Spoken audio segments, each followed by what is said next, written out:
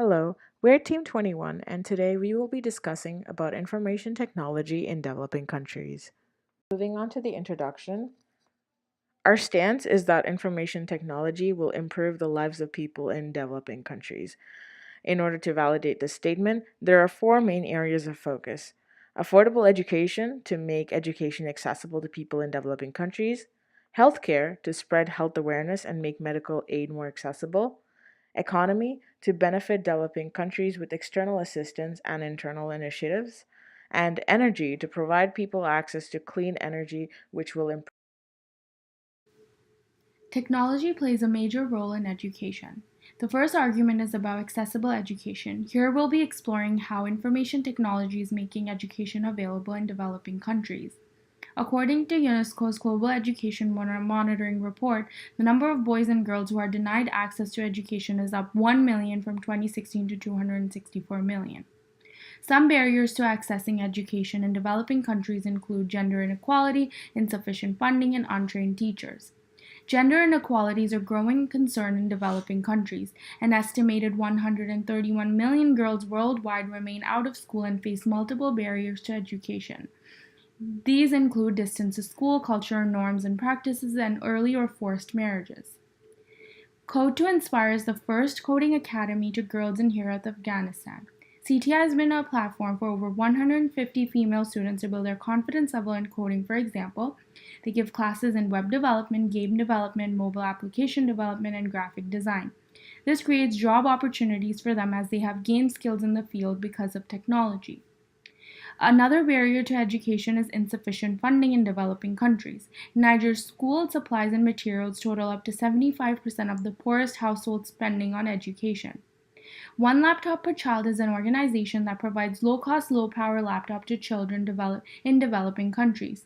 With these laptops, students can do self-learning, share materials among each other, and also work together. This makes a fun, collaborative learning environment which enhances their learning outside of a classroom. Lastly, untrained teachers is a growing issue. Primary schoolers essentially have a 50% chance that their teacher is trained to teach, since only 52% in the 18.2 million West African nation are. Bridge IT is one of the platforms that helps reduce the amount of untrained teachers. It uses mobile phone technology to transfer teaching materials and course content to teachers. There are two main functionalities of this mobile device. First, it becomes a path to deliver the content to teachers through a mobile network. It's also a platform to connect teachers to get support and training. Moreover, we'll be exploring the impact of information technology on healthcare. Third world citizens are more likely to be exposed to health hazards due to the lack of proper health education. The widespread use of technology, health advancements are making way into the developing nations at an affordable rate. 10 to 30% of medicine is sold under a product name without proper authorization, imposing serious threat to global public health. A BBC investigation pointed that 120,000 deaths occurred in Africa alone because of the counterfeit drugs trade valued at $700 billion. Bright Simmons created a mobile verification system via SMS to preload pedigree information for medicine packs employing an RFID barcode system. The method is very simple. A patient goes into the pharmacy, buys the drugs, and scratches off a panel to reveal a 10-digit code. They send that number via SMS message and receive a text back confirming the authenticity of the drugs. Since forming M-Pedigree, Simons has brought his system to numerous developing corners of the world. M-Pedigree codes appeared on over 500 million drug packets and helped treat hundreds of thousands of malaria instances in a region home to 93% of malaria deaths. Staying true to its mission, M-Pedigree prides in its slogan of literally saving and enriching lives. By providing a dynamic link between consumers and manufacturers, M-Pedigree is making communications valuable for stakeholders. With healthcare divide between first and third world, low-income countries lack medical research. Limited knowledge transfer prevents advancements into healthcare technologies that can help treat local diseases. With healthcare divide between first and third world, low-income countries lack medical research. Limited knowledge transfer prevents advancements into healthcare technologies that can help treat local diseases. Launched by WHO, Hinari provides low-cost scientific literature to third-world researchers. The peer-reviewed resources help improve skills, carry out quality research, and save lives. With over 70 medical databases translated in 15 languages, Hinari globally covers the full spectrum of healthcare practices. Hinari continually monitors and updates its program by providing the best possible support to research units in their respective institutions. Moreover, IT also heavily impacts the economy of developing countries. Impact sourcing is a prime example. It is socially responsible job outsourcing where organizations in developed countries transfer their data to underprivileged people abroad using IT platforms. Commonly outsourced jobs include scanning documents, data entry, etc.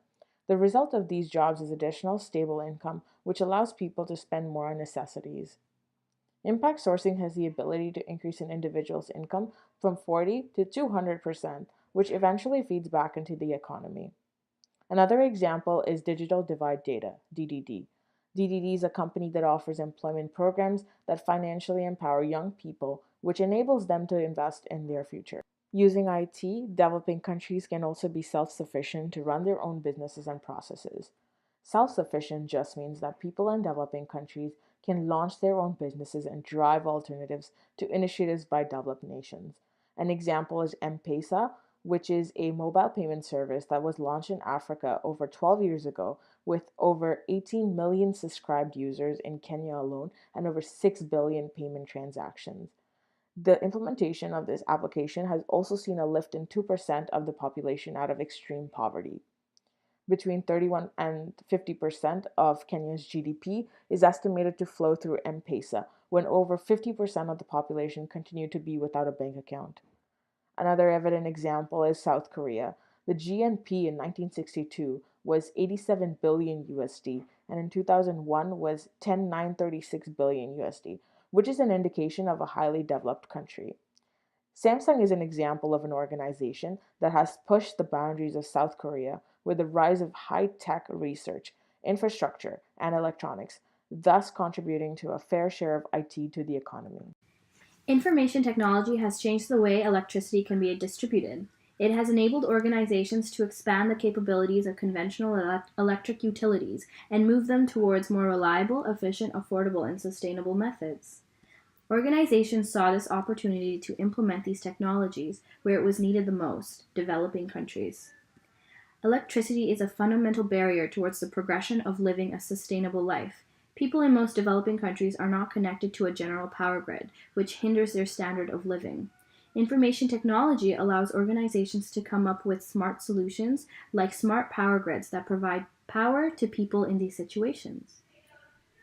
By embedding the use of smart green technologies in the daily lives of people in developing countries, not only does this give them the opportunity to live better lives by having the means to power their devices and homes, but also allows them the opportunity to lead at the forefront of saving the environment. Afghanistan is a developing nation with nearly 60% of its population without access to the national power grid. PayGo is an IT service in which users are required to pay small monthly installments for solar technology microgrids in remote areas in Afghanistan.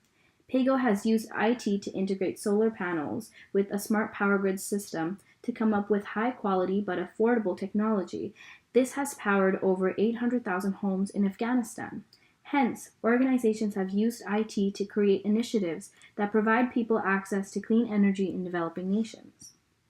In essence, IT will improve the lives of people in developing countries because of its incredible impact on accessible education, healthcare, economy, and the energy sector. The focus on education is to make it more accessible with actions such as Code to Inspire, One Laptop per Child, and Bridge IT, which takes care of gender inequality, inefficient funding, and untrained teachers, respectively.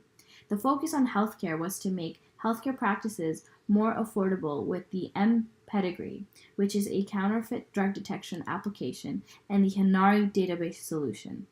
IT also improves the economy in developing countries with impact sourcing and the self-sustaining nature.